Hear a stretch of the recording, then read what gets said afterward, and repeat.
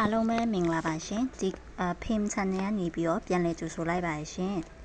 ဒီကနေ့မှာလာရောက်ပြီးတော့မျှဝေပေးမယ့်စကားလုံးလေးကတော့စုံဆိုတဲ့စကားလုံးနဲ့ပတ်သက်ပြီးတော့လာရောက်ပြီးတော့မျှဝေပေးတော့မှာဖြစ်ပါတယ်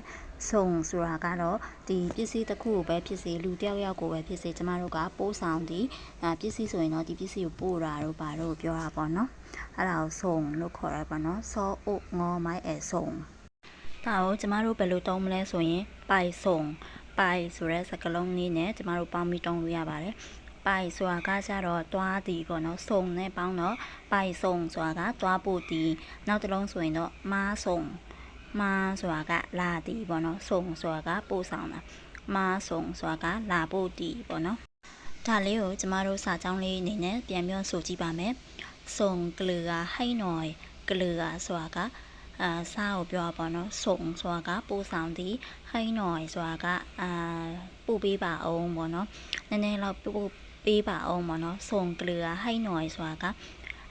ဒါအိမ်မှာသုံးတဲ့စကားလုံးလေးပေါ့နော်ငါ့ကိုစားလေးနည်းနည်းပေးပါအောင်ပေါ့ဒီလိုမျိုးတောင်းလိုက်တဲ့စကားလုံးပေါ့နော်နောက်ထပ်စာကြောင်းလေးတစ်ခုအနေနဲ့ဆိုရင်ပိုင်ส่งเพื่อนที่บ้าน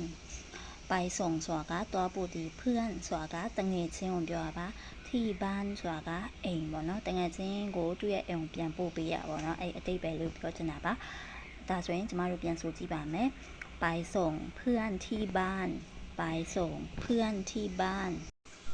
ဒီကနေ့တင်ကြားပေးတဲ့သင်ခန်းစာလေးကိုနားထောင်ပေးတဲ့အတွက်ကြောင့်မို့အားလုံးကျေးဇူးတင်ပါတယ်ရှင်